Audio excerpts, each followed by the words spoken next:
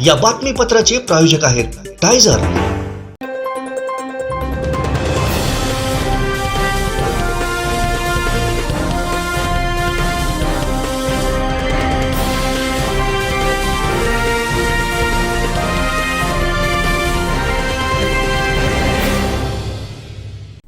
नमस्कार, आपण पाहताय कोकणचं नंबर 1 महाचॅनल कोकण सात live.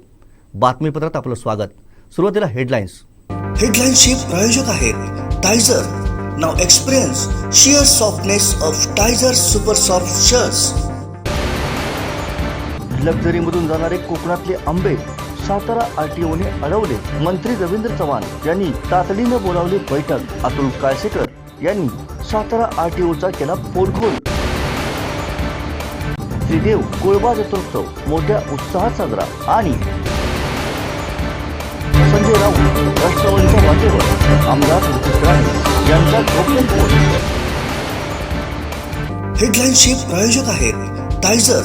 Now experience sheer softness of Tyzer super soft shirts. आता पाहूया सविस्तर घडामोडी. अपघातासारख्या कोणत्याही इमर्जन्सीसाठी आता प्रवासाची रिस्क घेण्याची गरज नाही, कारण आता कणकवलीत सर्व अत्याधुनिक सुविधांनी सुसज्ज आहे. डॉक्टर नागवेकर हॉस्पिटल आणि नर्सिंग होम. अत्याधुनिक ट्रॉमा केअर, अत्याधुनिक ambulance, trauma care surgeon, neurosurgeon उपलब्ध. रक्तपेढीची सुविधा. 20 किलोमीटर परिसरात ॲम्ब्युलन्सची मोफत सुविधा. डॉक्टर नागवेकर हॉस्पिटल आणि nursing home. 24/7 emergency service. Mobile 9852 108 108 आणि 8803 108 108. शिवसेनेचे खासदार संजय राऊत हे एनसीपी मध्ये जाणार असल्याचा गौप्यस्फोट आमदार नितेश राणे यांनी पत्रकार परिषदेत केलाय. पाहूया काय म्हणाले नितेश राणे. मुंबईच्या वज्रमूठ सभेच्या अगोदर मी तेव्हाच सांगितलेलं की बीकेसी मध्ये होणारी वज्रमूठची सभा ही महाविकास आघाडीची शेवटची सभा आहे. आणि तेव्हा लोकांना माझ्या वाक्यावर विश्वास बसला नाही, हलक्यात घेतलं. पण जसं मी बोललो तसंच बीकेसीच्या वज्रमूठ सभेच्या नंतर महाविकास आघाडीच्या नेत्यांकडून जाहीर करण्यात आलं की जसा सूर यायला लागला की पुढे होणाऱ्या वज्रमूठ सभा या रद्द झालेल्या आहेत. आता ते जसं भाकीत मी केलेलं आणि ते सत्य आलं, खरं ठरलं, तसंच महाराष्ट्राच्या राजकारणामध्ये येणाऱ्या काही आठवड्यामध्ये अजून एक भूकंप होणार आहे.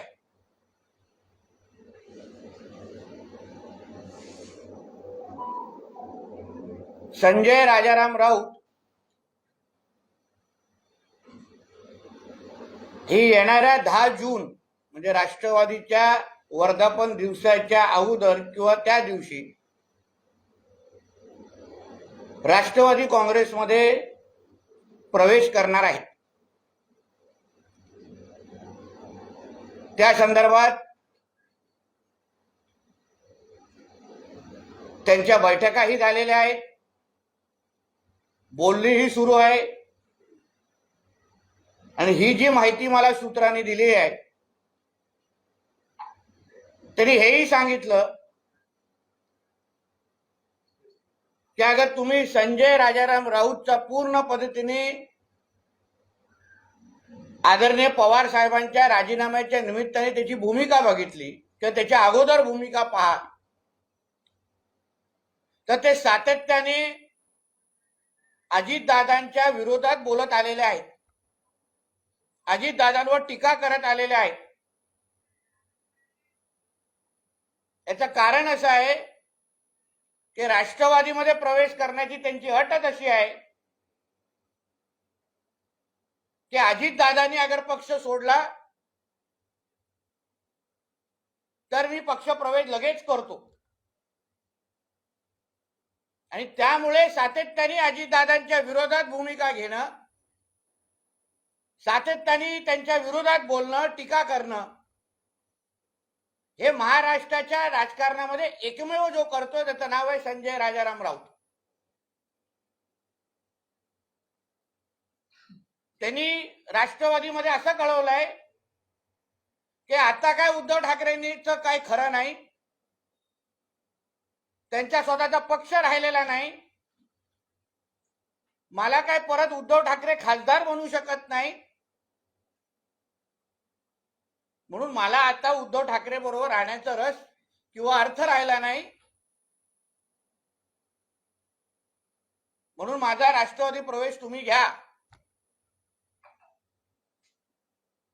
ज्या दिवशी आदरणीय पवार साहेबांनी राजीनाम्याचा निर्णय परत घेतला त्याही दिवशी ह्याला त्यांच्याबरोबर व्यासपीठावर बसायचं होतं,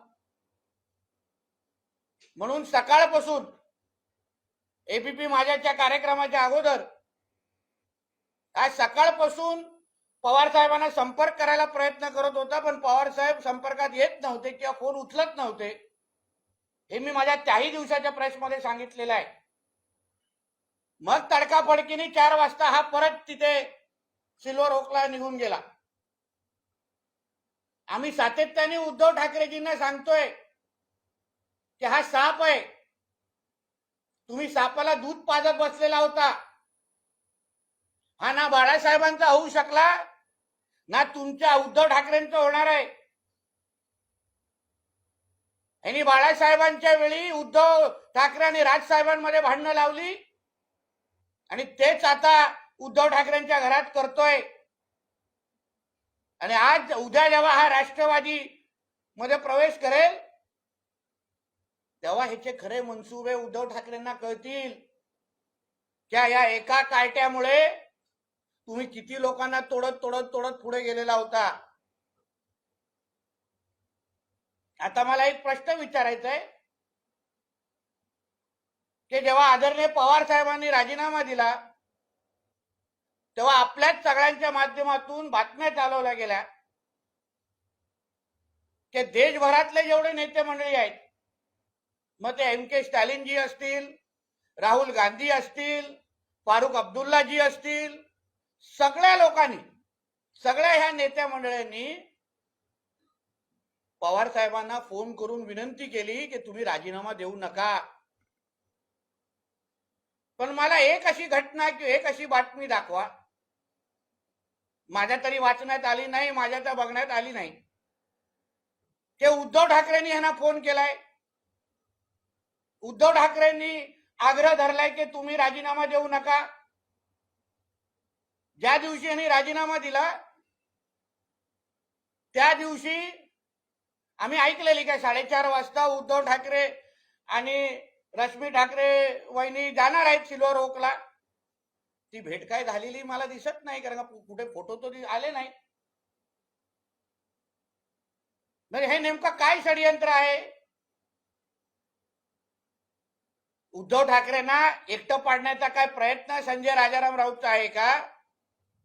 त्यांची भेट कशी व्हायला देत नाहीयेत? स्वतः 4-4दा जाणार, स्वतः हा फोन करायला प्रयत्न करणार, पण त्यांची काय भेट व्हायला देत नाही. आज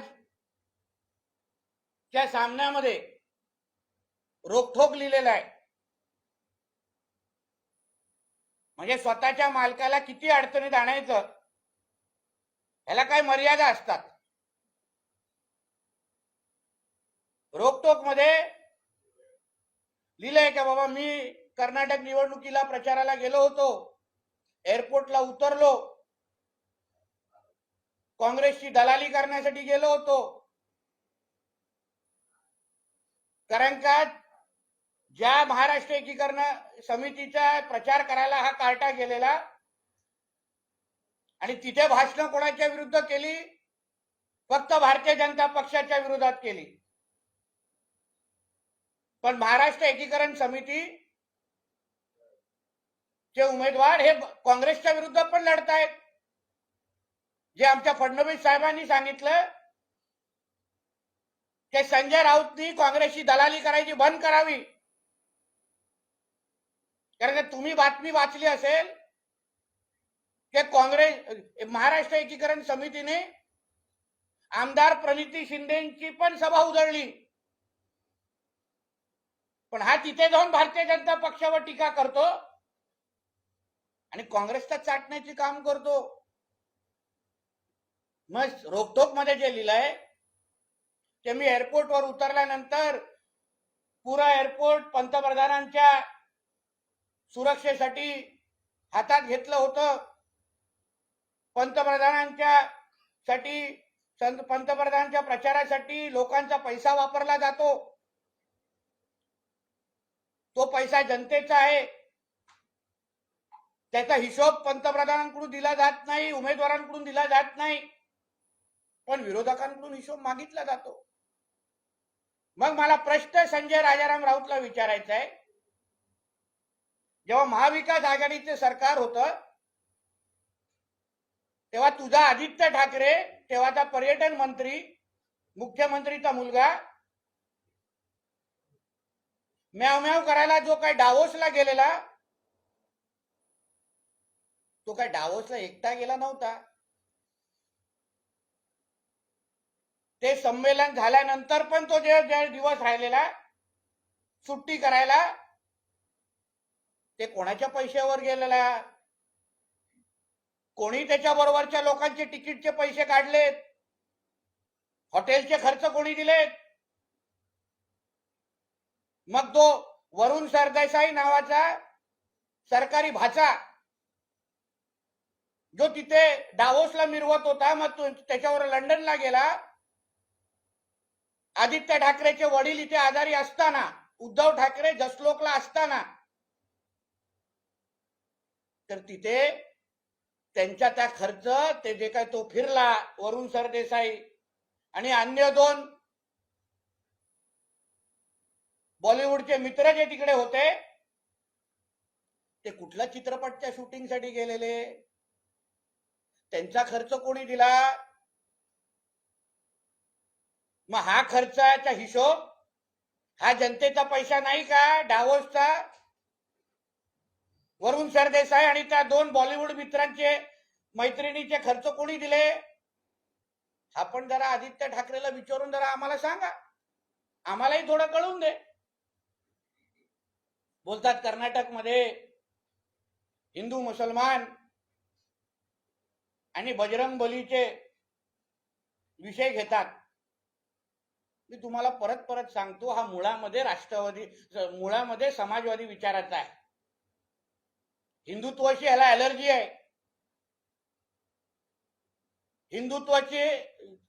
हिंदुत्वाच्या सातत्याने विरोधात भूमिका घेणारा हा कार्टा आहे. म्हणूनच त्याला तो सत्यपाल मलिक चालतो.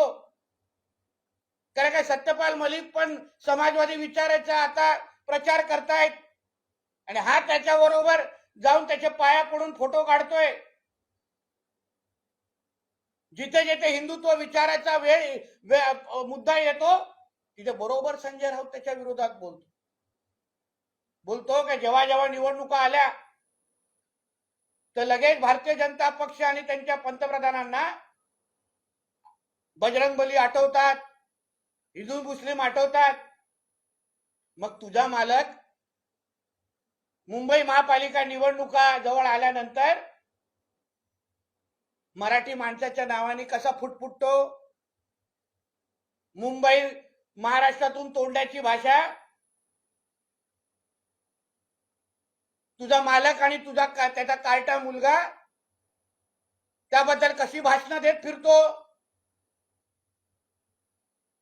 तेव्हा तुला हे सगळं बोलायचं का वाटत नाही?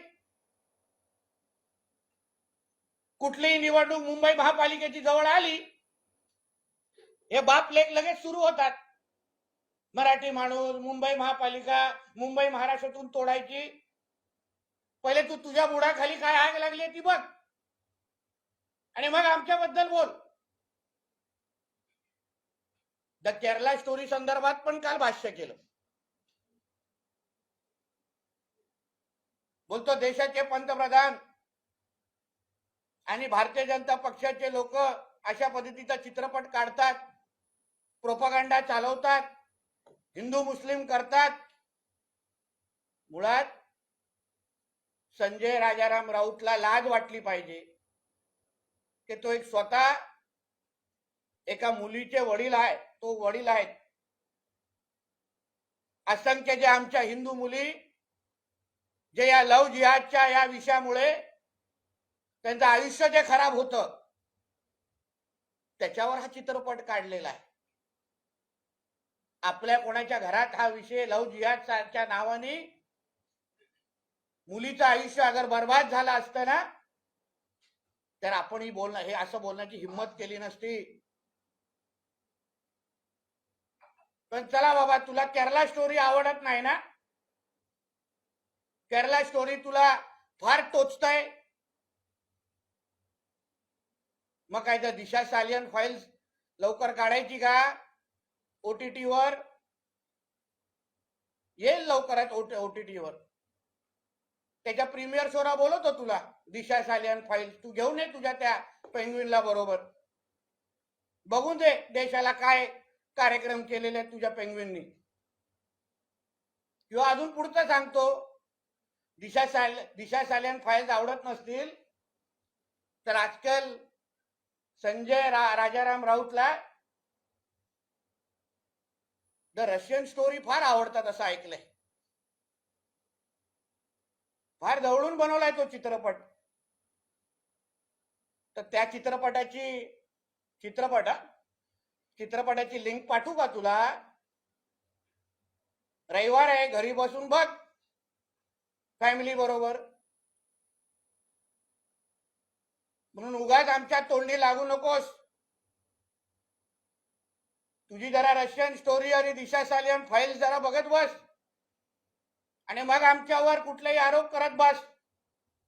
तू जेवढा तोंड उघडशील तेवढे तुझे कपडे ठेवणार नाही, एक लक्षात ठेव. काल महाराष्ट्राचा सर्वात मोठा दलाल हा रत्नागिरी बारसू मध्ये गेलेला. उद्धव ठाकरेंनी तिथे जाऊन तिकडच्या कातळ शिल्पाची पाहणी केली. म्हणे याला कातळ शिल्प आत्ताच आहे असे दिसलं तिकडे. मुख्यमंत्री असताना ते पत्र समर्थनाचं देताना त्याला ते कातळ शिल्प दिसलं नाही, ते आत्ताच तिथे आलेलं आहे. हा मुख्यमंत्री असताना घरात एवढा बसायचा, फेसबुक लाईव्ह एवढा करायचा की जमिनीवर काय चाललंय ह्याला दिसणारच नाही. आणि तिथे सांगतो की कातळ शिल्प आहे. आणि मी जेव्हा मुख्यमंत्री होतो तर तेव्हा गद्दारांनी मला चुकीची माहिती दिली आणि मी ती चुकीची माहिती ऐकली आणि समर्थनाचं पत्र देऊन टाकलं. अरे वा, बऱ्यापैकी ऐकतोस तू. तेव्हा शिंदे साहेबांचं, उदय सामंतजींचं बरं ऐकतो. म्हणजे तुला तेव्हा शिंदे साहेब आणि त्यांच्या बरोबरचे तुझे पक्षाचे आमदार ओरडून ओरडून बोलत होते की साहेब महाविकास आघाडी तोडा, भारतीय जनता पक्षावर जावा, हिंदुत्वाचा विषय हातात घ्या. ते तुला ऐकायला झालं नाही. म्हणजे सिलेक्टिव्ह हिअरिंग ज्याला म्हणतो तेवढंच ऐकायचं. कातळ शिल्प किंवा बारसूच्या बद्दल जी माहिती दिली ती माहिती लगेच ऐकली आणि लगेच समर्थनाचं पत्र देऊन टाकलं. मग शिंदे साहेब ओरडून ओरडून बोलत होते की आपण भारतीय जनता पक्षावर गेलं पाहिजे, ते तसंच का ऐकलं नाही?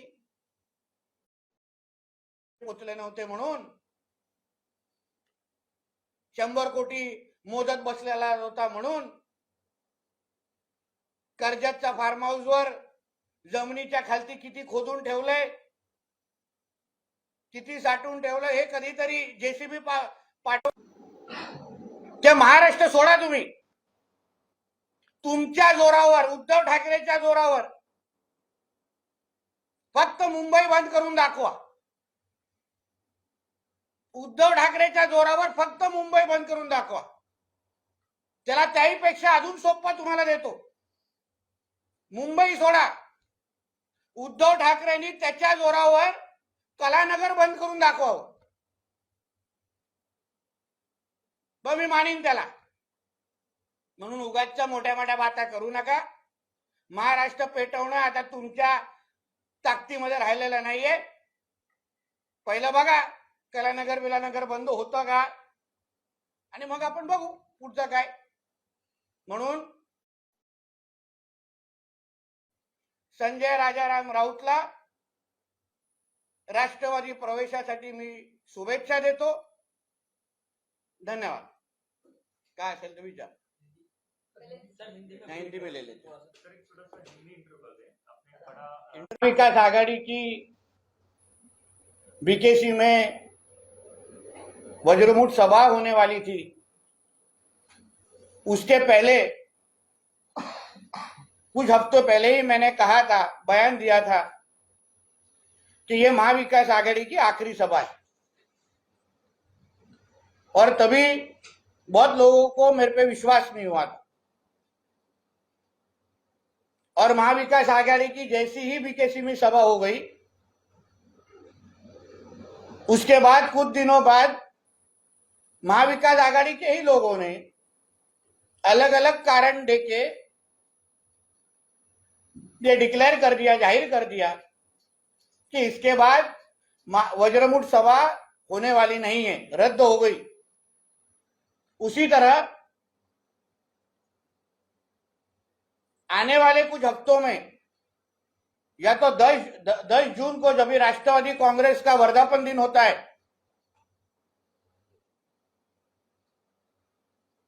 संजय राजाराम राउत,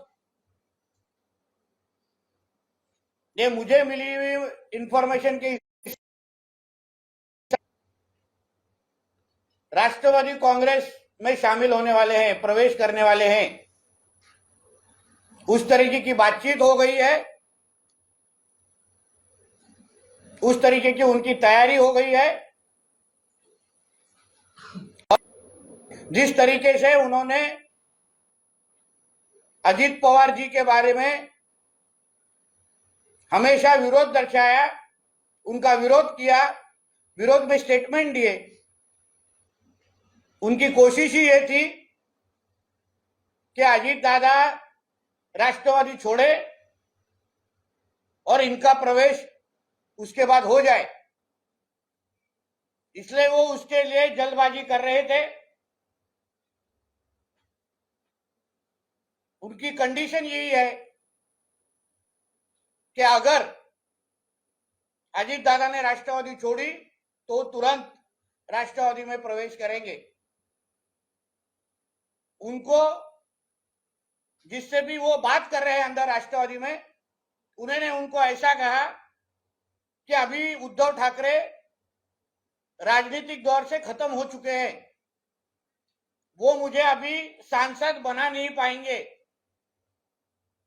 अभी ठाकरे सेना का कुछ वजूद बचा नहीं है, इसलिए मुझे मेरे भविष्य के लिए मुझे राष्ट्रवादी कांग्रेस में आना है. इस तरीके की कोशिश उनकी हो रही है. इसके लिए आने वाले समय में वो राष्ट्रवादी कांग्रेस में के मंच पे हमको दिखेंगे. उनको जिस दिन पवार साहब ने अपना रेजिग्नेशन वापस लिया, उसी दिन वो कोशिश कर रहे थे कि एनसीपी के प्लेटफॉर्म पे दिखे, मगर उस दिन सुबह से पवार साहब उनका फोन उठा नहीं रहे थे. इसलिए वो बेचैन होके आखिर में 4 बजे पवार साहब के सिल्वर रोड के बंगले पे निकल गए थे. मुझे एक सवाल पूछना है कि जब भी पवार साहब ने अपना राजीनामा दिया, रेजिग्नेशन दिया, इस्तीफा दिया, तभी देश भर के सभी विरोधी दल के नेते, लीडर, मग फिर वो राहुल गांधी हो, एमके स्टालिन जी हो, फारूक अब्दुल्ला जी हो, ये सभी बहुत लोगों का पवार साहब को फोन आया कि आप इस्तीफा मत दीजिए, विरोधी दल को साथ में करने के लिए आप हमें चाहिए। इस तरीके के फोन उनके आए, मगर मुझे किधर भी पढ़ने नहीं मिला या देखने नहीं मिला कि उद्धव जी ठाकरे का उनको पवार साहब को फोन गया कि आप इस्तीफा मत दो। मुझे लगता है उसी दिन उद्धव जी ने प्रेस कॉन्फ्रेंस भी ली थी, एक दिन पहले 4 तारीख को। उसमें भी उन्होंने कुछ कहा नहीं, मिलने की कोशिश की नहीं। जो कुछ इंफॉर्मेशन न्यूज मैंने सुनी थी कि जिस दिन पवार साहब ने इस्तीफा दिया उसके 4:30 को, शाम दोपहर के 4:30 को उद्धव जी उनके फैमिली के साथ उनको मिलने जाने वाले थे, पर इस तरीके का कोई भी फोटो या कोई भी न्यूज उसके बाद मैंने सुनी नहीं। तो ये जो बार बार कोशिश हो रही है उद्धव ठाकरे जी को अकेला करने का, मतलब उनको राजनीतिक तरीके से खत्म कर देने का, ये जो कोशिश संजय राजाराम राउत बार बार कर रहे। उन्होंने पहले बाला साहब ठाकरे होने के वक्त राज ठाकरे साहब और उद्धव ठाकरे के बीच में झगड़ा लगाया, और अभी उद्धव ठाकरे को के फैमिली में भी झगड़ा लगाने वाला यही संजय राजाराम राउत है। इसलिए आने वाले 10 जून तक या उसके पहले मैं संजय राजाराम राउत को उनके राष्ट्रवादी कांग्रेस पार्टी के प्रवेश के लिए शुभकामनाएं देता हूं।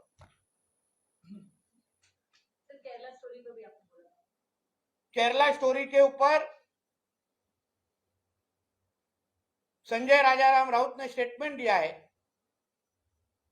कि एक प्रोपेगेंडा है, बीजेपी का प्रोपेगेंडा है, हिंदू मुस्लिम के बीच में दरार लगाने का प्रोपेगेंडा है। मुझे आश्चर्य ऐसा लगता है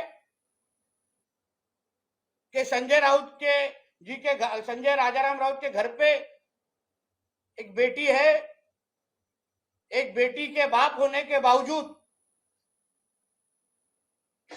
वो केरला स्टोरी जैसे एक फिल्म को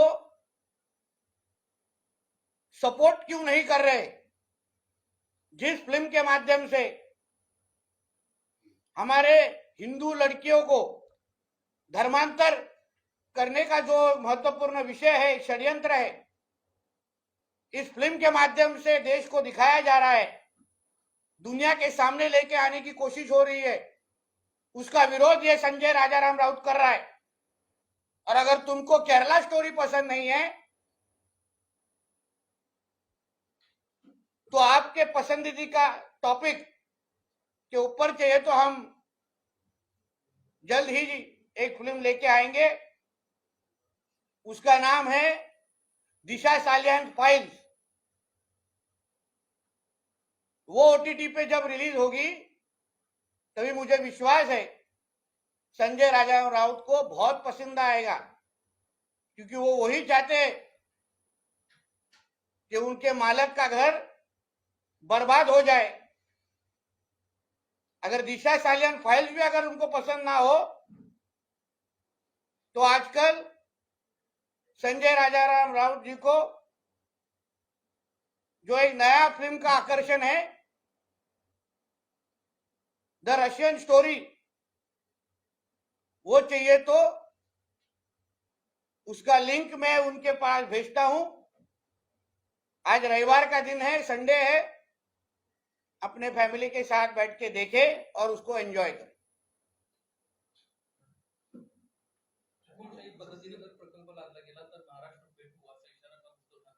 मी बोललो ना, उद्धव ठाकरेंनी महाराष्ट्र पेटवण्याची भाषा फार मोठी झाली। स्वतःच्या ताकदीवर त्यांनी मुंबई बंद करून दाखवावी, स्वतःच्या ताकदीवर, महाविकास आघाडी नाही। आणि मी म्हणून त्यांना अजून सोपं केलं, मला मुंबई पण सोडा उद्धवजी, तुमच्या ताकदीवर तुम्ही तुमचा कलानगर बंद करून दाखवा, कारण तिथं स्थानिक आमदार पण तुमचं ऐकणार नाही, तो पण काँग्रेसचा आहे। म्हणून मुंबई महाराष्ट्र हे तुमच्या झालं, साधा कलानगर ज्या दिवशी उद्धव ठाकरे बंद करेल ना, मी त्याचा नागरी सत्कार करेन.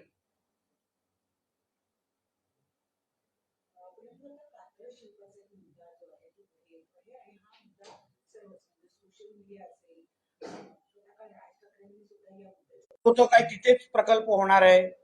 पहिलं ती सगळी माहिती सर्वे करून सॉइल टेस्टिंगचा रिपोर्ट आल्यानंतर ही सगळी माहिती घेऊन केंद्र सरकारकडे पाठवलं जाणार. आम्ही पहिल्या दिवसापासून बोलतोय की पहिलं त्यांचा सर्वे होऊन द्या, त्यांच्या सॉइल टेस्टिंग होऊन द्या, त्याच्या आधारे जो काही रिपोर्ट येईल त्याच्यावर निर्णय घेतला जाईल ना. पण तिथेच होणार, बारसूमध्येच होणार, एवढं नुकसान होणार, मग ती आंदोलनं विरोधाच्या नावाने उभी केली गेली. मला फक्त एक साधा प्रश्न उद्धवजींना आणि त्यांना विचार की काल तुम्ही ज्या लोकांना बारसूमध्ये भेटला ते खरंच स्थानिक होते का, त्याचे जरा प्रश्न मला उत्तर विचारावं. आणि उद्धव ठाकरेला तुम्ही सगळी मीडिया म्हणजे सगळे फोटो दाखवले नाही, उद्धव ठाकरेला काही जागेवरून हकलून लावलेला आहे. व्हिडिओ पण एका महिलेचा बाहेर आलेला आहे. म्हणून तुमचा मुद्दा एवढाच आहे की जे आता कातळ शिल्प संदर्भात विचारलं जात आहे त्याचा अभ्यास केला जाईल, माहिती केंद्र सरकारकडे पाठवली जाईल आणि मग केंद्र सरकार नेमकं काय करायचं, कसं करायचं. कारण का जुनी जमीन पण ॲक्विजिशन केलेली आहे. जे वादित गाव होते नाणार आणि अजून एक गाव, 2 प्रॉब्लेम गाव होती, ती वगळली गेलेली आहे. आणि ती जुनी म्हणून अंतिम निर्णय होईपर्यंत आपण कृपया थांबावं एवढी विनंती आपल्याला करेल. बसवराज बोमणे यांना नुकतंच कर्नाटकामध्ये वक्तव्य केलेलं आहे की महाराष्ट्र एकीकरण समिती ही उच्चापती करणारी संघटना आहे आणि लवकर तिचा बंदोबस्त केला जाईल. याकडे तुम्ही कसं बघता? मी आता एक लक्षात घ्या, आणि आमचं उद्या भारतीय जनता पक्षाचं सरकार आल्यानंतर आमच्या मराठी माणसाची काळजी कशी घ्यायची हे तुम्ही आमच्या फडणवीस साहेब आणि अन्य लोकांवर सोडा ना. आम्हाला काय संजय राऊत समजलाय का, उद्धव ठाकरे समजलाय का? संजय राऊत यांनी पत्राचारमध्ये त्या मराठी माणसाची काय अवस्था केली, तशी अवस्था आमच्या बेळगावच्या मराठी माणसाची आम्ही व्हायला देणार नाही. म्हणून कोणालाही काही स्टेटमेंट देऊन दे, आम्ही तिकडच्या मराठी माणसाला सुरक्षित ठेवण्यासाठी भारतीय जनता पक्ष देवेंद्रजींच्या नेतृत्वाखाली सक्षम आहे.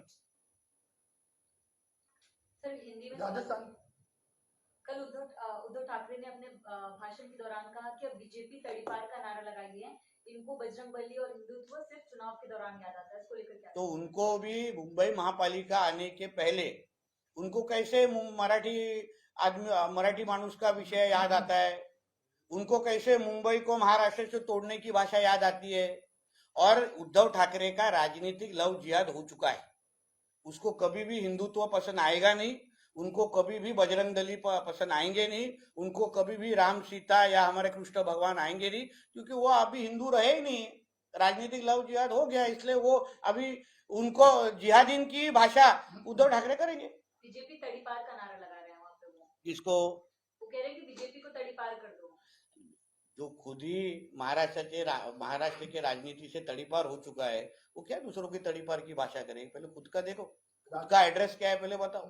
राजस्थान के सीएम जो है अशोक गहलोत कह रहे हैं कि प्रधानमंत्री को कैंपेन के लिए बैन करना चाहिए क्योंकि रिलीजियस स्लोगन यूज किया जा रहा है कर्नाटक इलेक्शन. बराबर है. फिर वो जो ओएसी बोल रहे हैं कि वोटिंग करने के पहले सुबह की नमाज पढ़ के जाके वोटिंग करो, वो उनको दिखा नहीं जा रहे, वो उनको देख नहीं रहे. ओएसी का तुम स्पीच देखो कि सुबह का 5 बजे की नमाज पढ़ो और फिर के बटन दबाओ.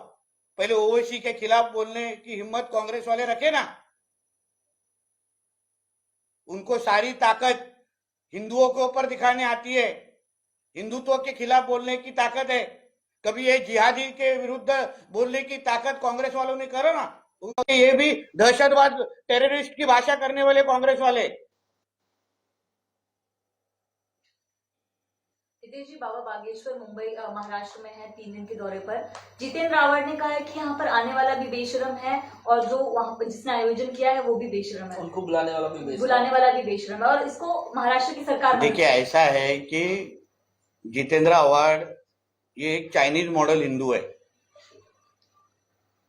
उनको मुमरा में रह के अगर वो ऐसी भाषा नहीं करेंगे तो मुमरा में उनको 5 वोट भी मिलेंगे नहीं.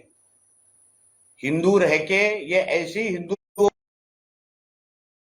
से ही आज हिंदुओं का सबसे बड़ा नुकसान हुआ है. इसलिए जितेंद्र आव्हाड ने ये सोचना चाहिए कि उनके डेथ और बर्थ सर्टिफिकेट पे मुमरा का आमदार नहीं लिखा जाएगा, एक हिंदू लिखा जाएगा। वो कभी तो उन्होंने याद रखना चाहिए। 5 मतं वाढली पाहिजे म्हणून ते हिंदूंचा आणि हिंदुत्वाचा द्वेष करतात। पण त्यांना फक्त एवढा आठवण करून देईन परत परत की त्यांच्या जन्म आणि मृत्यूपत्रावर मुमराचा आमदार लिहिलं जाणार नाही, तिथे हिंदू म्हणून लिहिलं जाईल, एवढी फक्त आठवण देणे। आमचे दिवसभरातले सर्व अपडेट्स, ताज्या घडामोडी आणि थेट लाईव्ह पाहण्यासाठी सबस्क्राईब करा, लाईक करा कोकणचं नंबर 1 महा चॅनल कोकण 7 लाईव्हचं YouTube चॅनल। संकटांवर मात करण्यासाठी, जीवनात समृद्धी आणण्यासाठी आणि आपली स्वप्न पूर्ण करण्यासाठी आता आपल्याला साथ देतील शुभरत्ने। आर्थिक, प्रापंचिक, राजकीय आणि शारीरिक भरभराटीसाठी आजच आपल्या राशीचं शुभरत्न परिधान करा। 5 पिढ्यांपासून विश्वासाची परंपरा। शुभरत्न केंद्र, AH मोतीवाला, नेहरू चौक, महाराष्ट्र बँकेसमोर, निपाणी। मोबाईल 09448 14 24 21। नवसाला पावणारा देव म्हणजे श्री देव कोळंबा। श्री देव कोळंबा जत्रोत्सव मोठ्या उत्साहात साजरा झाला। महाराष्ट्राच्या कानाकोपऱ्यातून नवस फेडण्यासाठी आणि मटण भाकरीचा प्रसाद खाण्यासाठी भाविक दाखल झाले होते। याचा आढावा घेतलाय आमचे प्रतिनिधी उमेश बुचडे यांनी।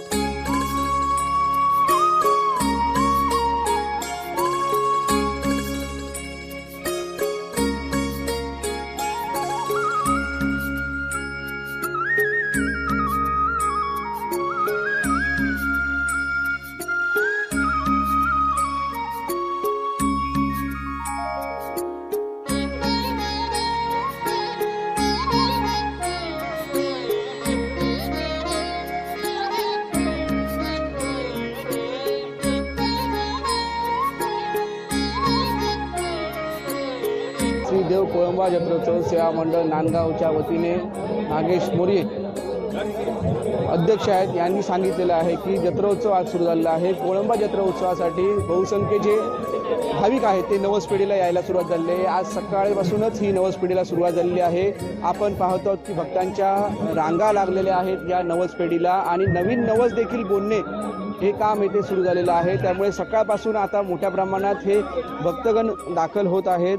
सिंधुदुर्गातून असेल, परजिल्ह्यातून कोल्हापूर असेल, रत्नागिरी असेल, गोवा असेल, ह्या सर्वच ठिकाणापासून हे भक्तगण आता येथे येत आहेत आणि आपले नवस फेड करत आहेत। तसेच नवीन नवस देखील येथे बोलले जात आहेत। प्रत्येक भक्तगण येथे नवस फेडीचे आपल्याला नवस फेड करताना दिसत आहेत। लोक स्वतःहून पूर्ण महाराष्ट्र नव्हे तर धुळा इतर राज्यातली येतात आणि लोक स्वतः सांगत असतात की आमचा नवस पावन झालेला आहे साहेब। मध्ये सुद्धा येतात अशी फेडायला, परंतु आम्ही जत्रे दिवशीच हे नवस त्या लोकांकडून फेडून घेतो आणि कुठेही ते अंधश्रद्धेचा भाग न ठेवता स्वतःहून लोक श्रद्धेने हे सगळं काम करत असतात। आणि इथले आमचे कार्यकर्ते सुद्धा जातीनिशी सर्व या ठिकाणी आम्ही न बोलवता सुद्धा या ठिकाणी येऊन आपापल्या परीने आपापल्याला जमेल तशी कामं करत असतात, श्रद्धेने करतात आणि खरोखरच या देवाची प्रचिती आहे। पूर्ण भारत देशापर्यंत हिची प्रसिद्धी गेलेली आहे आणि त्यामुळे भविष्यात या देवाचा भरपूर प्रसार झालेला आहे आणि लोक वेळोवेळी येतात। शिस्तबद्ध कार्यक्रम चालतो। इथे जे पहिले येणारी जी नोंद आहे कशा पद्धतीने चालते ते आपण दाखवणार आहोत। जे येणारे जे भक्तगण आहेत ते इथे पहिले आल्यानंतर नोंद करतात। या ठिकाणी प्रथम जे नवस पेढीसाठी येतात त्यांची जे इथे नोंद केली जाते त्यांना कुपनही दिलं जातं। फार अत्यंत आनंद झाला आहे मला इथे, कारण हे देवस्थान जागृत देवस्थान मानलं जातं आणि बरेच इथे येतात, बाहेरून लोक येतात। लोकांची श्रद्धा या देवावर अपार आहे। त्या निमित्ताने आम्ही दरवर्षीप्रमाणे या देवाच्या भेटीसाठी आलो आहोत। नाही, इथलं वातावरण आणि इथलं सगळं लोकेशन बघितल्यावर इथलं जो एक समाधानकारक जे वातावरण आहे ते माणसाला एक समाधान देऊन जातं। दरवर्षीची आमची एक भेट असते इथे, या देवासाठी आम्ही समाधान वगैरे देतो आम्ही। एकंदरीत आता तुझ्याकडे किती रे? एक मिनिट हा 300 400 600 कोंबडे आतापर्यंत झालेले आहेत आणि लोक श्रद्धेने जसे नवस बोलतात त्याप्रमाणे नवस पेड करायला येतात। इथे सर्वसाधारण नवस बोललेला फेड केला जातो। याचं कारण की तो नवस अक्षरशः पावतो, कुठलाही नवस इथे बोलून देत त्याचं पावन हा कोळंबा करतोच अशी श्रद्धा आहे। म्हणून लाखो भाविक इथे बेळगाव, कोल्हापूर, कर्नाटक वरून सगळे इथे येतात आणि श्रद्धेने नवस बोलतात आणि तो नवस पूर्ण केला जातो। नवस फेड मी सांगेन की याची कोळंब्याची जी महती आहे ती फक्त महाराष्ट्रापुरती नाही तर इतर राज्यांमध्ये देखील आहे आणि खूप सारे। आत्ताच माझ्याकडे एक भाविक आला होता जो गुजरातवरून आला होता आणि तो मला विचारत होता की आम्हाला कसं कळेल इन्फॉर्मेशन। तर मी जे बाहेरची लोक आहेत जे महाराष्ट्राच्या बाहेरचे आहेत त्यांना खूप वेळा इन्फॉर्मेशन भेटत नाही की कोळंब्याची जत्रा कधी आहे। तर मी त्यांना सगळ्यांना हीच गोष्ट सांगू इच्छितो की आपलं कोळंब्याचं एक पेज आहे, त्याच्यावरून तुम्हाला सगळ्याची इन्फॉर्मेशन दरवर्षी कधी जत्रा आहे काय आहे त्याचं सगळ्याची इन्फॉर्मेशन तुम्हाला भेटत राहील, सगळे अपडेट्स भेटत राहील। तर माझी तीच इच्छा आहे की तुम्ही सगळ्यांनी ते फॉलो करा जेणेकरून तुम्हाला जे नवस फेड करायचे आहेत किंवा नवस बोलायचे आहेत ते टाइम टू टाइम तुम्हाला कधी करायचं आहे ते तुम्हाला इन्फॉर्मेशन भेटत राहील। ज्यांना नवस फेड करायचं त्यांच्यासाठी जे नवस बोलले आहेत त्यांची सगळी इन्फॉर्मेशन इकडे आम्ही ठेवलेली असते। त्यांना एक पत्र जात असतं दरवर्षी, जत्रा झाल्यावर एक पत्र जात असतं, त्याच्यातून तुम्हाला कळेल की या दिवशी जत्रा आहे, त्याच्यातून तुम्हाला ती इन्फॉर्मेशन देखील भेटते। त्याच्यासाठी तुम्हाला इकडे तुमची सगळी माहिती, पत्ता, फोन नंबर सगळी इन्फॉर्मेशन इकडे अपडेट करावी लागेल। आमचे दिवसभरातले सर्व अपडेट्स, ताज्या घडामोडी आणि थेट लाईव्ह पाहण्यासाठी सबस्क्राईब करा, लाईक करा कोकणचं नंबर 1 महा चॅनल कोकण 7 लाईव्हचं YouTube चॅनल। अनिरुद्ध शिक्षण प्रसारक संस्थेचे Bal Shivaji English medium school Kankavli आणि मुक्तांगण प्री प्रायमरी स्कूल इयत्ता 10वीची 100% निकालाची परंपरा, अनुभवी व तज्ञ शिक्षक आणि मार्गदर्शक स्टाफ, शास्त्रीय संगीत आणि हार्मोनियम वादन, शास्त्रीय नृत्य, योगशास्त्र, विविध प्रकारचे मार्शल आर्ट खेळांची राज्य आणि राष्ट्रीय स्तरावरील निवडीसाठी तयारी करून घेणारी शाळा, शालेय सहली आणि विविध ठिकाणांना क्षेत्रभेटी, अद्ययावत व प्रशस्त खेळाचं मैदान, आधुनिक व सुरक्षित वाहतूक व्यवस्था, संपूर्ण वायफाय कॅम्पस, नवीन राष्ट्रीय शैक्षणिक धोरणाद्वारे निर्धारित NCERT पूर्व प्राथमिक अभ्यासक्रम, आंतरराष्ट्रीय स्तराचा अभ्यासक्रम, कोडिंग आणि संगणकीय कौशल्य, डिजिटल क्लासरूम, लीड अंतर्गत राष्ट्रीय स्तरावरील स्पर्धा आणि मार्गदर्शन वर्ग। आजच प्रवेश घ्या। प्रवेशासाठी संपर्क अनिरुद्ध शिक्षण प्रसारक संस्थेचं बाल Shivaji English medium school Kankavli आणि मुक्तांगण प्री प्रायमरी स्कूल, अप्रतिम नगर, सापळेबाग, जानवली, कणकवली। मोबाईल 940492 1648 आणि 7841 83 18 96। वेंगुर्ला नगर परिषदेला मिळालेलं हे यश म्हणजे टीमवर्क आहे। अधिकारी आणि नेते या रथाच्या 2 चाकांनी एकत्र मिळून काम केलं तर काय बदल होऊ शकतो हे खऱ्या अर्थानं वेंगुर्ला नगर परिषदेनं करून दाखवलंय। हे सर्व टिकवणं हे त्याहूनही मोठं आव्हान असल्याचं प्रतिपादन पालकमंत्री रवींद्र चव्हाण यांनी वेंगुर्ला येथे केलंय। वेंगुर्ला नगर परिषद ही स्वच्छ सौंदर्यीकरण स्पर्धेत राज्यात अव्वल आल्याबद्दल पालकमंत्री रवींद्र चव्हाण यांच्या हस्ते इथले अधिकारी, नेते, कर्मचारी यांचा सन्मान करण्यात आला।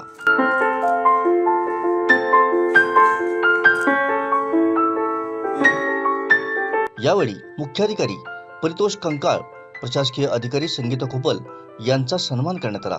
तर मागील 5 वर्षात विकास कामे व स्वच्छतेसाठी सातत्यानं काम करणाऱ्या सर्व माजी नगराध्यक्ष, उपनगराध्यक्ष, नगरसेवक यांचा सन्मान करण्यात आला।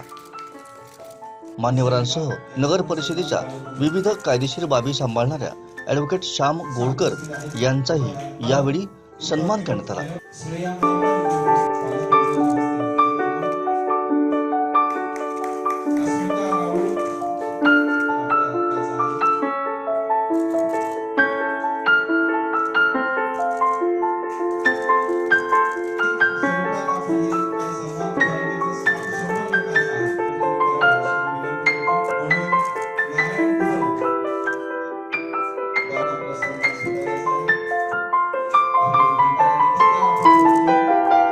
शिवसेनेच्या वतीनं जिल्हा समन्वयक सचिन वालावलकर, तालुका प्रमुख नितीन मांजरेकर, शहर प्रमुख उमेश एरम यांनी पालकमंत्री रवींद्र चव्हाण यांचं स्वागत केलं.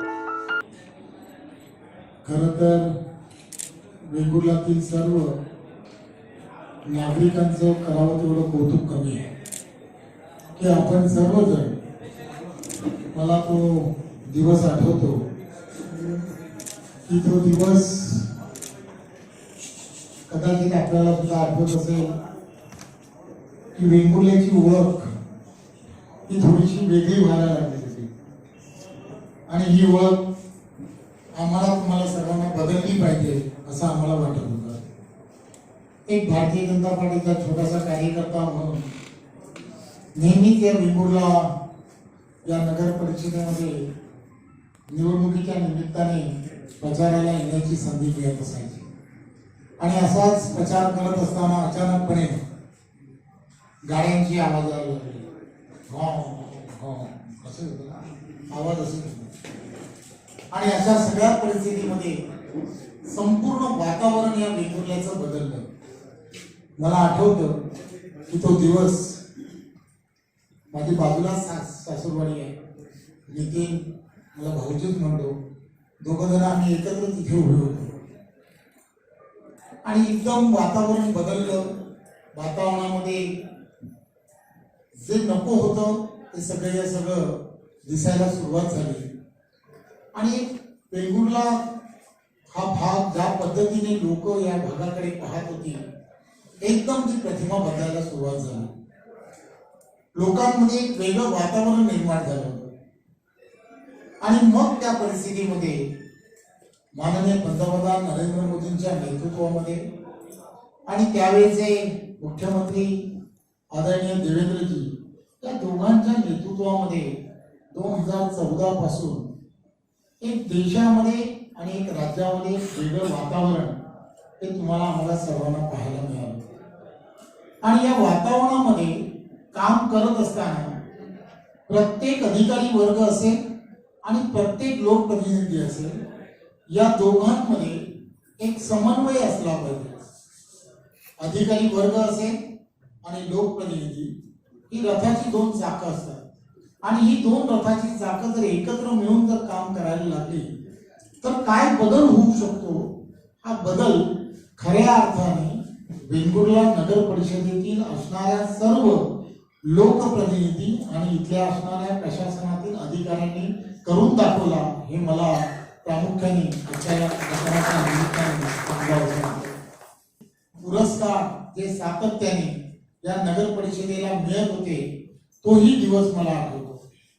प्रत्येक पुरस्कार आणि त्या पुरस्कारामध्ये वेंगुर्ला नगर परिषद हा अग्रक्रमांक यासाठी होता की एखादं शहर सुंदर जर बनवायचं असेल, एखाद्या शहरामध्ये जर परिवर्तन जर घडवायचं असेल, एखाद्या शहराला एक वेगळ्या व्यासपीठावरती घेऊन जायचं असेल आणि खऱ्या अर्थाने त्या शहरातील नागरिकांची त्यामध्ये असणारी मानसिकता फार सर्वात मोठं काम करत असते आणि वेंगुर्ल्यातील असणारे सर्व नागरिक, सुज्ञ नागरिक, या सर्व नागरिकांनी खऱ्या अर्थाने प्रशासनातील असणारे सगळे विषय, प्रशासनातील असणाऱ्या सगळ्या योजना, या सगळ्या गोष्टींना डोक्यावरती घेतलं आणि आज जे पुरस्कार मिळाले त्या पुरस्काराला आपण सर्वजण आपलं सर्वांचं असणारे योगदान, हे सगळं हे टीम वर्क आहे.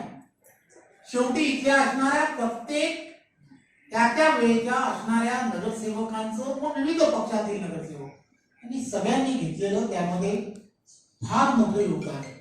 आज ही इमारत ज्यावेळेला आम्ही सर्वजण पाहतो, मच्छी मार्केट पाहतो, इथला असणारा घनकचऱ्याचा प्रकल्प पाहतो, त्या सगळ्या गोष्टी त्या वेळेला ज्या पद्धतीने इथल्या असणाऱ्या प्रत्येक लोकप्रतिनिधी, माझं काम आहे, माझ्या घरातले काम आहे, अशा पद्धतीने करणं, इथलं असणारं गार्डन असेल, इथली असणारी प्रत्येक गोष्ट, नाट्यगृह असेल, त्या सगळ्या गोष्टींना एक वेगळ्या दिशेला नेण्याचं काम हे वेंगुर्ला नगर परिषदेतील असणारे सर्व इथले असणारे स्वच्छता करणारे सर्व कर्मचारी असतील, हे सोपं नाही आहे.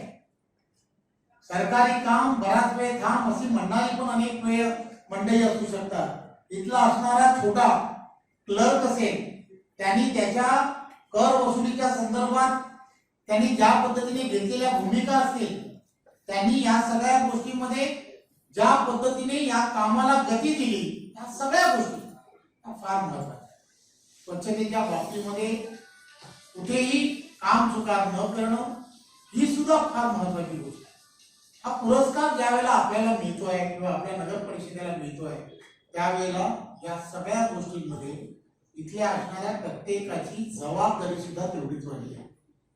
ही जबाबदारी वाढणे याचा अर्थ की हे सर्वच्या सर्व मिळालेले पुरस्कार हे आपल्याला एक वेगळी जाणीव करून देत असतात की आम्हाला यानंतरच्या काळात सुद्धा अव्वल राहिलं पाहिजे, प्रथमच राहिलं पाहिजे.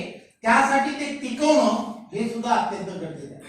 मिळालेला हा पुरस्कार ज्या वेळेला आपल्याला मिळतो त्यावेळेला अनेक जण या महानगरपालिकेला, या नगर परिषदेला हा पुरस्कार का मिळाला म्हणून पाहण्यासाठी तुमच्यासारखे, माझ्यासारखे अनेक लोकप्रतिनिधी येत असतात. त्यावेळेला कदाचित गेल्या 5 वर्षामध्ये आम्ही अव्वल होतो, आता काही आम्ही अव्वल नाही हे सांगण्याची वेळ आपल्यावरती होते. त्यामुळे मिळालेला पुरस्कार आणि या पुरस्काराचे तुम्ही जे टिकवलं पाहिजे, या पुरस्काराचे असणारे सर्व व्यवस्था ही अशीच्या अशी टिकवणं हे त्याहूनही मोठं काम, त्याहूनही मोठं चॅलेंज हे तुमच्या समोर आहे. सर्व अधिकारी वर्ग, सर्व लोकप्रतिनिधी, आता लोकप्रतिनिधी कदाचित नसतील, परंतु यानंतरच्या काळामध्ये येणाऱ्या प्रत्येक लोकप्रतिनिधीला सुद्धा ही अत्यंत मोठी जबाबदारी आहे असं मला वाटतं. आमचे दिवसभरातले सर्व अपडेट्स, ताज्या घडामोडी आणि थेट लाईव्ह पाहण्यासाठी सबस्क्राईब करा, लाईक करा कोकणचं नंबर 1 महा चॅनल कोकण 7 लाईव्हचं YouTube चॅनल. संकटांवर मात करण्यासाठी, जीवनात समृद्धी आणण्यासाठी आणि आपली स्वप्न पूर्ण करण्यासाठी आता आपल्याला साथ देतील शुभरत्न. आर्थिक, प्रापंचिक, राजकीय आणि शारीरिक भरभराटीसाठी आजच आपल्या राशीचं शुभरत्न परिधान करा. 5 पिढ्यांपासून विश्वासाची परंपरा. शुभरत्न केंद्र, AH मोतीवाला, नेहरू चौक, महाराष्ट्र बँकेसमोर, निपाणी. मोबाईल 09448 14 24 21. वेंगुर्ला, कुडाळ, विशेष करून मी 4 तालुके एवढ्यासाठी बोलतो. या 4 तालुक्यामध्ये जो आंबा, हापूसचा आंबा होतो, तो हापूसचा आंबा भेट पार्सल म्हणून जेव्हा मुंबईत पाठवला जातो, भेट पार्सल म्हणून पाठवला जाणारा आंबा ट्रान्सपोर्टने न पाठवता लक्झरी बसवर तो पाठवला जातो. किंवा माझी आंब्याची बाग आहे, माझ्या बागेमध्ये माझे भाऊ, माझे काका, माझे मामा, आत्या, या सगळ्यांना मी भेट पार्सल पाठवतो. ती भेट पार्सल मी लक्झरी बसवर पाठवतो कारण ती त्वरित मिळतात, त्याची वाहतूक खूप पद्धतीने होऊ शकते. कारण 2-2 डझनचे बॉक्स असतात. 2-2 डझनच्या बॉक्सच्या 5+6 जर थप्प्या मारल्या तर तो आंबा खराब होतो. आणि ट्रान्सपोर्ट मधनं जर पाठवतो 6, 8, 10 अशा थप्प्या होतात आणि तो आंब्याला त्रास होतो. अशा वेळेला भेट पार्सलचा आंबा जो आहे हा ऑलवेज आतापर्यंतचा आपला असं आहे की तो बसमधनं पाठवला जातो, बसवर टाकला जातो. आणि आता त्याला कोणी हे नव्हते, आठवत नव्हते असणार. पण काल जी घटना घडली, काल सिंधुदुर्गातनं जाणाऱ्या सगळ्या बसेस, रत्नागिरी सगळ्या बसेस या कोल्हापूर मार्गे पुन्हा हायवेने जातात. त्या सगळ्या बसेस पुन्हा सातारा आरटीओने अडवल्या आणि सातारा आरटीओने ही सगळी भेट पार्सल जी आंब्याची पार्सल होती ती पार्सल खाली उतरवली की अशा पद्धतीने लक्झरीवर तुम्ही आणि सगळी वाहतूक रोखली, ती सगळे पार्सल आंब्याची बॉक्स उतरवले जातात आणि तिथला टेम्पो करून तुम्ही घेऊन जा म्हणून सांगितले. आणि त्यामुळे गेले 2 दिवस सिंधुदुर्गातल्या कुठल्याही लक्झरी करणार, सिंधुदुर्गातला शेतकरी जो आहे, आंबा उत्पादक शेतकरी आहे, तो भेट पार्सल किंवा आंब्याची वाहतूक करू शकत नाही. आणि हा एकतर ह्या वर्षी आंबा एवढा अल्प प्रमाणात आहे, कमी आहे. म्हणजे देवगडमध्ये तर गेले 8 दिवस आंबाच नाही आहे. आता कुठे हळूहळू सुरू होतोय. रत्नागिरीचा आंबा संपला होता, आता कुठेतरी थोडासा सुरू होतोय. कॅनिंग पूर्णपणे बंद आहे. अशा कंडिशनमध्ये अशा प्रकारे शेतकऱ्यांना वेटीस जाणं म्हणजे हा शेतकऱ्यांवर मोठा अन्याय आहे. आणि या विषयामध्ये जेव्हा ही माहिती मिळाली रात्री जिल्ह्याचे पालकमंत्री रवींद्र चव्हाण साहेब त्यांच्या कानावर विषय घातलाय. भारतीय जनता पक्षाचे साताऱ्यामधले नेते आणि कृष्णा सहकारी साखर कारखाने आणि कृष्णा हॉस्पिटलचे अध्यक्ष डॉक्टर अतुल भोसले यांच्या कानावर हा सगळा विषय लगेच घातला गेला. ते तातडीने त्या ठिकाणी पोहोचले आणि उद्या सकाळी सातारा आरटीओच्या सगळ्या अधिकाऱ्यांना माननीय मंत्री महोदय रवींद्र चव्हाण साहेब यांनी मुंबईमध्ये बोलून घेतलेला आहे आणि या विषयावरचा तातडीचा तोडगा त्यांनी काढायला सांगितलेला आहे. अशा प्रकारे सिंधुदुर्गातल्या आंबा उत्पादक शेतकऱ्यांची अडवणूक आम्ही सहन करणार नाही. त्यामुळे लवकरात लवकर उद्यापर्यंत हा विषय संपेल त्यातला आणि पूर्वीप्रमाणे आंब्याची पार्सल जी आहे आमची ती लष्करीवरनं मुंबईमध्ये भेट पार्सल जायला सुरुवात होईल. मला त्यामुळे दलाल कोणीतरी बाजारात ते दलाल जे आहे ते दलाल आंबा जाऊ नये आता आपल्याकडे घ्यावा. डायरेक्ट जाऊ नये सांगलीमध्ये, डायरेक्ट जाऊ नये पुण्यामध्ये आंबा की जो शेतकऱ्यांना डायरेक्ट फायदा होतोय आणि यासाठी ही दलालांची जी कारस्थान आहे आणि त्यामुळे आरटीओला हाताशी धरून हा आंबा अडवण्याचं काम हे त्यांच्याकडनं होतंय आणि त्यांना आरटीओ सारखे अधिकारी भरीच पडतात. ही सगळ्यात अत्यंत दुर्दैवी गोष्ट आहे की सामान्य शेतकरी जो आपल्या मालाला शेतमालाला जास्त भाव मिळावा म्हणून प्रयत्न करतोय त्याला त्याची मात्र अडवणूक या सगळ्या विषयामध्ये होते असं माझं म्हणणं आहे.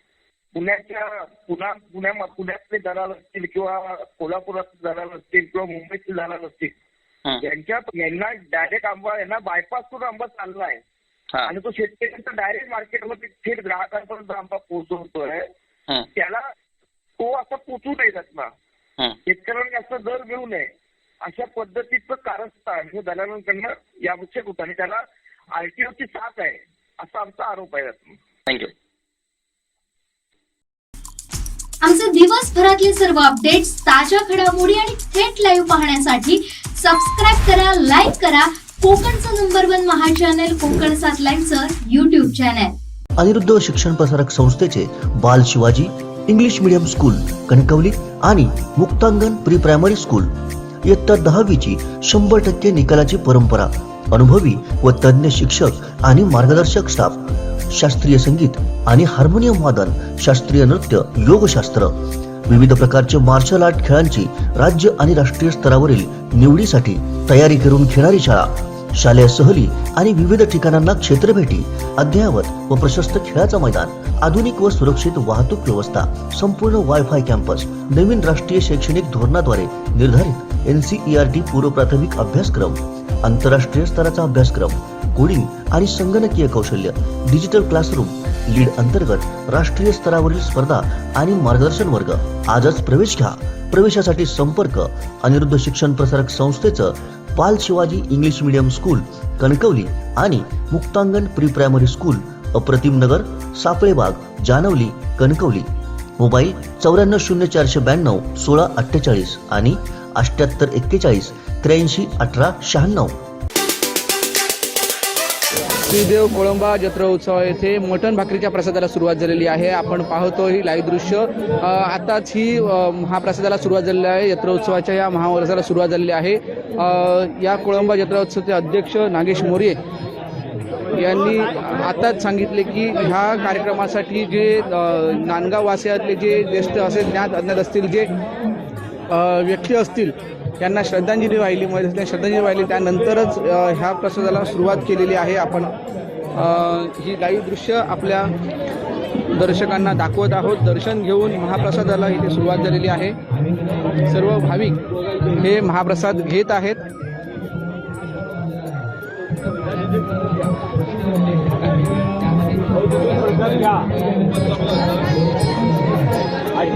बाजूला व्हायचा हा तिकडे जावा. एकच मिळणार तुम्हाला जाऊ तिकडे घ्या प्रसाद.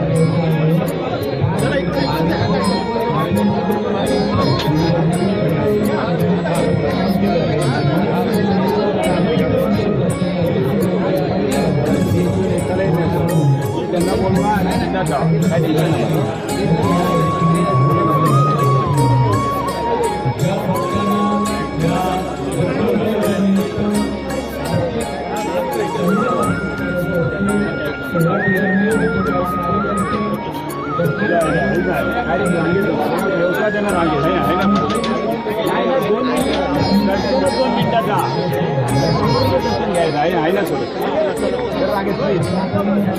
कोळंबा जत्रा उत्सवानिमित्त अध्यक्ष श्री नागेश मोरे आपल्याही संपर्कात आहेत.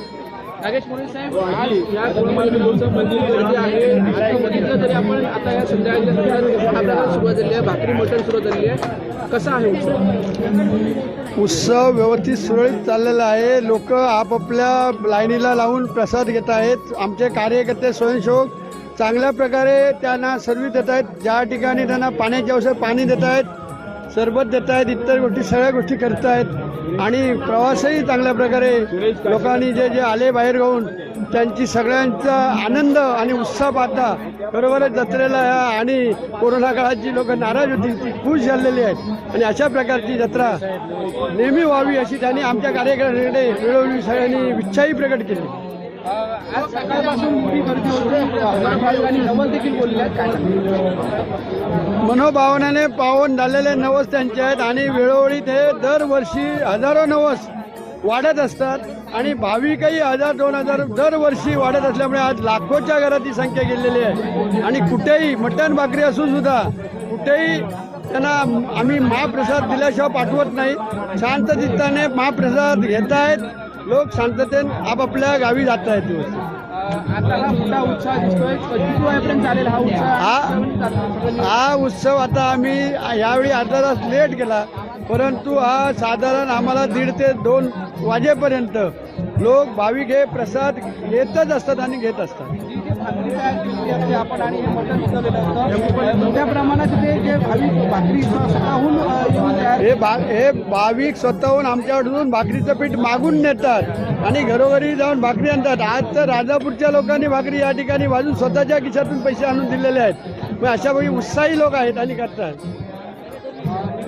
हे होते नागेश मोरे यांनी सांगितलेलं आहे की बहुसंख्य जे भाविक आहेत ते येथे दाखल होतात आणि मोठ्या उत्साहाने हे साजरं होत आहे. भाकरी आणि मटण हा प्रसाद आता सुरू झालेला आहे. आपण ही लाईव्ह दृश्य पाहत आहोत की जी सर्व नियोजन आहे ते खूप छान आणि उत्कृष्ट नियोजन आहे. दर्शन घेऊन हे सर्व जे भाविक आहेत हे येथे आपण पाहत आहोत की दर्शन घेऊन प्रसाद घेऊन हे बाहेर पडत आहेत. आपण ही जी दृश्य आहेत, तुम्ही आता दर्शन घेतलं, प्रसाद घेतलाय काय? आम्ही दर्शन घेतलंय, प्रसाद घेतले, छान वाटलं इथे. बरं बघून प्रसन्न दरवर्षी येतो आम्ही इथे आणि हे जागृत स्थान आहे. मला वेळोवेळी अनुभव आलेला आहे. संदीप लवणांचे कणकवली राहणार. हे भाविक होते संदीप नानसे यांनी सांगितलेलं की आपलं येऊन इथे प्रसन्न वाटलं आणि खूप छान वाटलं, खूप छान वातावरण असतं असं देखील सांगितलेलं आहे.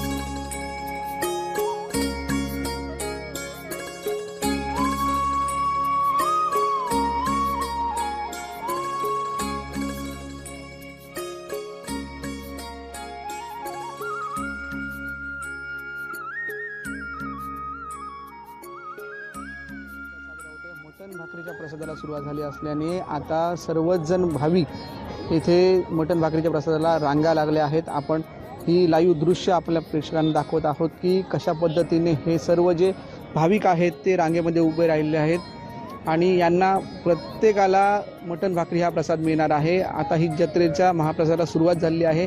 आपण हे सर्व भाविक आता रांगेमध्ये आहे. मोठी रांग लागली आहे. रस्त्यापर्यंत ही रांग गेलेली आहे.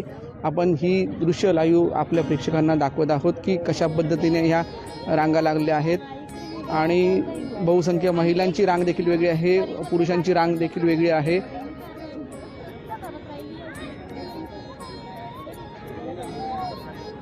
कुठून आला तुम्ही? कनकनगरमधून, कणकवली कनकनगर. काय मागणं असतं इथे राहून? काय तुम्ही भक्ती येता? काय सांगता? इथे एखाद्याने नवस केला असेल तर तो कोंबडा किंवा बकरा देऊन पूर्ण फेडला जातो त्यांचा.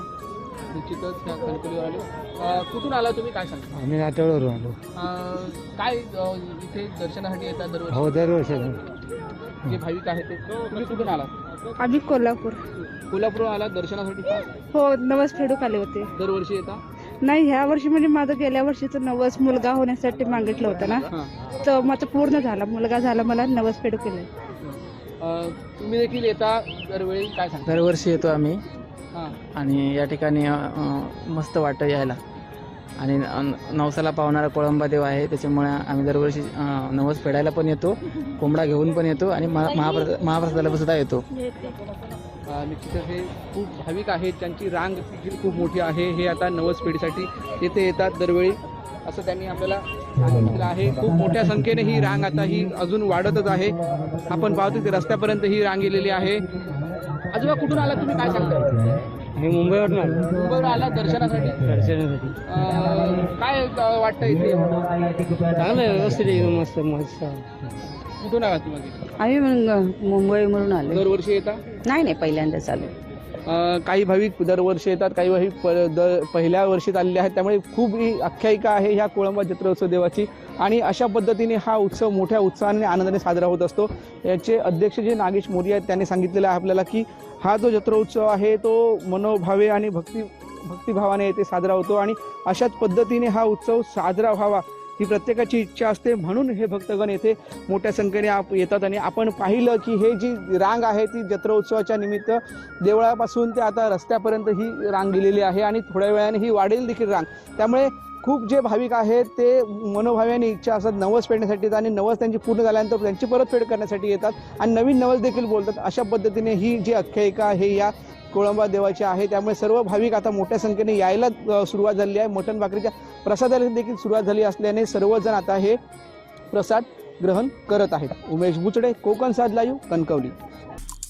आमचे दिवसभरातले सर्व अपडेट्स, ताज्या घडामोडी आणि थेट लाईव्ह पाहण्यासाठी सबस्क्राईब करा, लाईक करा कोकणचं नंबर 1 महा चॅनल कोकण 7 लाईव्हचं YouTube चॅनल. शेवटी ठळक घडामोडी पुन्हा एकदा. हेडलाईनचे प्रायोजक आहेत टायझर. नाव experience sheer softness of Tyzer super soft shirts. लक्झरीमधून जाणारे कोकणातले आंबे सातारा आरटीओने अडवले. मंत्री रवींद्र चव्हाण यांनी तातडीनं बोलावली बैठक. अतुल काळसेकर यांनी सातारा आरटीओचा केला फोडखोल. श्रीदेव कोळंबा जत्रोत्सव मोठ्या उत्साहात साजरा आणि संजय राऊत राष्ट्रवादीच्या वाटेवर आमदार नितीश राणे यांचा गोपनीय फोन. हेडलाईनचे प्रायोजक आहेत टायझर. नाव experience sheer softness of Tyzer super soft shirts. आज इथंच थांबूया. पाहत रहा कोकण 7 लाईव्ह, नव्या कोकणचा ग्लोबल ब्रँड.